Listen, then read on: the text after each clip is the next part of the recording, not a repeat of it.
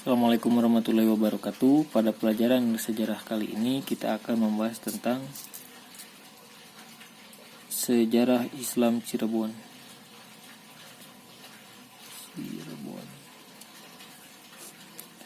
Ya. Sejarah Islam Cirebon. Nah, Cirebon itu berasal dari cai rebon. Cai itu air, rebon itu udang kecil. Nah, karena dulu di tempat itu mayoritas orang-orangnya menjadi nelayan ya. Mereka mengolah hasil laut, dijadikan terasi, dijadikan garam dan sebagainya. Nah, dari air rebon tersebut ya adalah sebutan cai rebon. Nah, di sana tanahnya banyak air rebon gitu, air udang. Nah, jadilah sebutan cai rebon. Nah, Cirebon ini adalah suatu tempat di mana dia dihimpit oleh Jawa Barat dan Jawa Tengah, yang mana adatnya itu Sunda dan Jawa. Namun di Cirebon tersebut tidak terpengaruh sama sekali, sangat netral. Mereka tidak terpengaruh dengan kesundaan atau kejawa-jawaan. Namun dia memiliki adat tersendiri, Cirebon. Nah, Cirebon ini menjadi pusat dakwah Islam di Jawa Barat ya. Cirebon ini menjadi pusat dakwah Islam di Jawa Barat, yang mana diawali dengan perjuangan oleh Ki Gendeng Tapa, yaitu di Murajati pada tahun 1445 Masehi. 1445 Masehi. Nah, yang mana pada waktu itu Sultan Utsmani yang berdiri, yang memegang jabatan adalah Sultan Murad.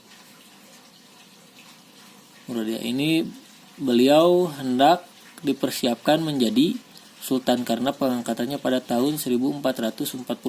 Itu pengesahannya. Ini ada hubungannya ya. Jadi Islam di Cirebon Cirebon itu berkembang ya atas jasa Utsmani juga ya, yang mana kesananya pusat dakwah Islam ini di Cirebon ini didukung atau dibina atau didakwahi oleh Sultan Murad kesananya gitu. Lalu di sana ada Ki Gendang Alang. Nah ya, Ki Gendang Alang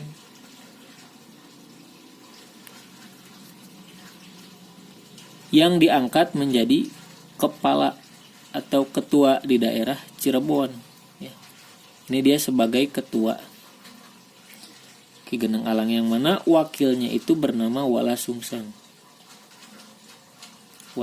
Sungsang. Namun pada waktu 1470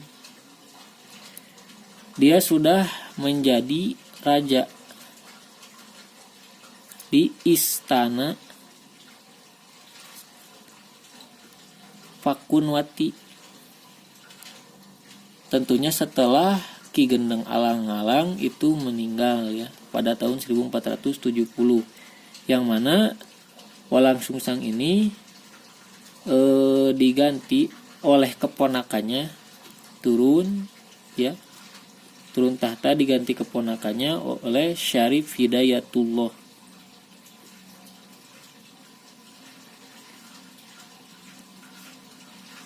Nah, dia anak dari Rara Santang dan Syarif Abdullah dari Mesir. Rara Santang dan Syarif Abdullah.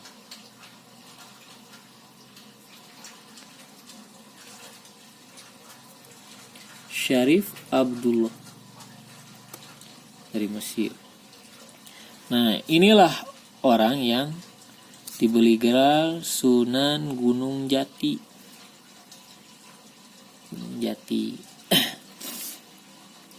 Nah, Syarif Hidayatullah itu mendirikan dinasti Kesultanan Cirebon dan Banten. dia yang berjasa mendirikan kesultanan di Cirebon dan Banten. Tentunya dia terhubung dengan Murad ya, Sultan Murad 1446. Jadi didukung oleh Sultan Murad, Syarif Hidayatullah untuk menyebarkan dakwah Islam setelah kuat. Nah, alhamdulillah pada saat itu jadilah Kesultanan Cirebon dan Banten ya, yang termasuk dinasti juga. Nah, dakwahnya itu pesat ke daerah Kuningan Jawa Barat, Majalengka, Sunda Kelapa, Kelapa, terus ke Banten, terus satu lagi itu ke Awaligalu,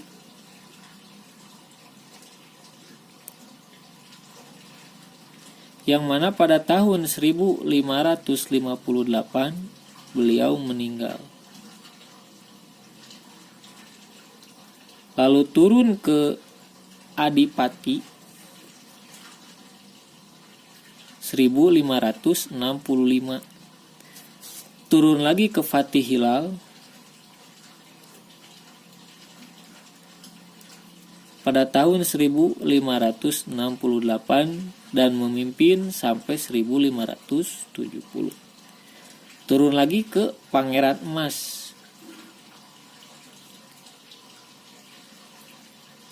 Nah, di sini dia memimpin sangat lama, kurang lebih 79 tahun ya. Yang mana Pangeran Emas ini merupakan anak kakek dari pangeran selanjutnya ya, yaitu Pangeran Karim.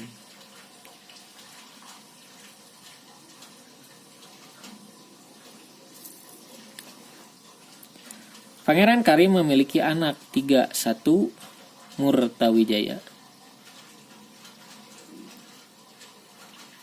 2 Kartawijaya,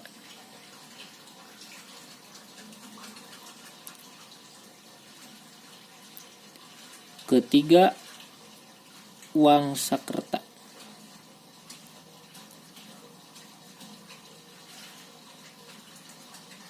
Nah, dia memiliki anak 3, yang mana cucu dari Pangeran Karim ini sampai pernah melakukan penobatan 3 kali ya, 3 kali penobatan. Pada tahun 1670,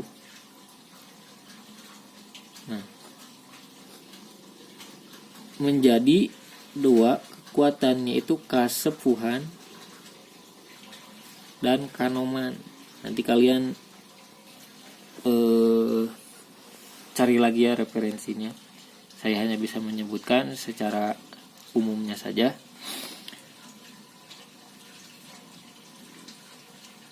Yang mana pada penobatan ketiga ini Pangeran Karim dijadikan Sultan Banten. Sultan ya di Banten. Nah, setelah itu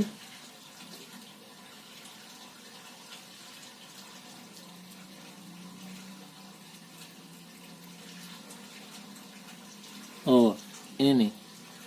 Peran Murtawijaya dan Kartawijaya ini dua-duanya menjadi sultan.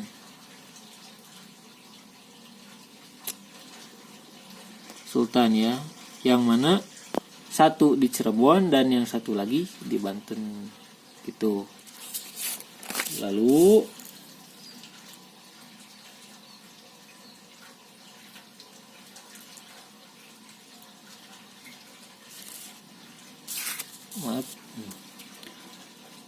pada tahun 1803 ya. Pangeran Raja Kanoman, ya, Kanoman itu yang tadi di sini ya. Kekuatan dari adidaya yang ini, dia ingin melakukan atau membangun kesultanan sendiri yang disebut Kecirebonan. Kice lagi. Kecirebonan. Rebonan. Nah, gitulah. Pada tahun 1803 Kanoman ya. Kanoman ingin membuat kembali kesultanan baru yang disebut Kecirebonan ya. Nah, mendengar hal itu Belanda sangat mendukung ya. Kenapa didukung oleh Belanda? Karena otomatis kepemimpinan itu akan menjadi dua dan menjadi terpecah belah ya, kesultanan pada masa saat itu ya. Nah, akhirnya pada 1807 ya, Kanoman ini dia membangun kesultanan sendiri yang mana disahkan dan didukung oleh Belanda dengan syarat putra raja tidak berhak menjadi sultan, cukup dengan pangeran saja. Jadi orang-orang yang menjadi keturunan dari Kanoman ya, dia memiliki keturunan-keturunan semuanya hanya sebagai raja, semuanya jadi raja gitu, tidak boleh dijadikan sultan.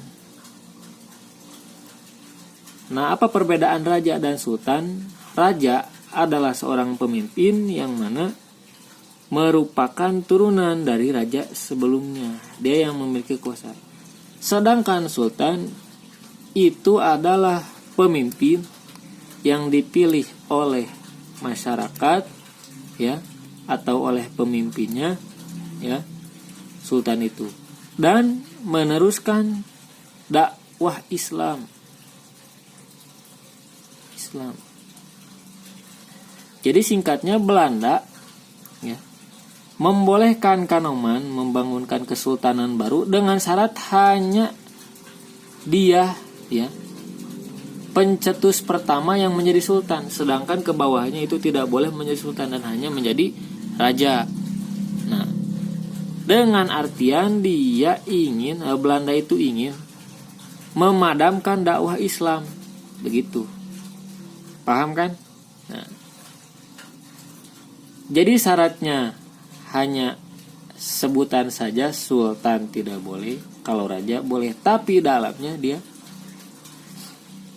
menghancurkan dakwah Islam, begitu.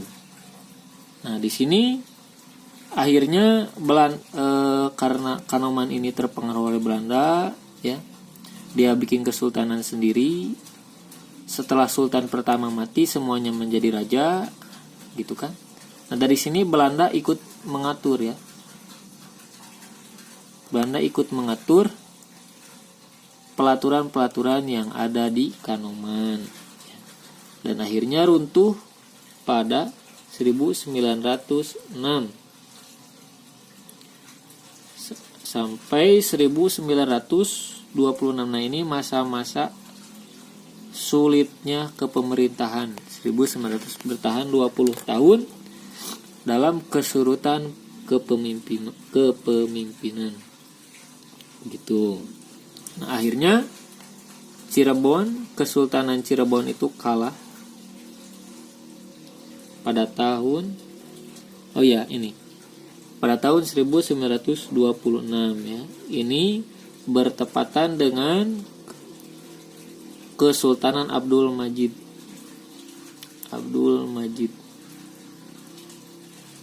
Bertepatan dengan Kesultanan Utsmani Abdul Majid ya.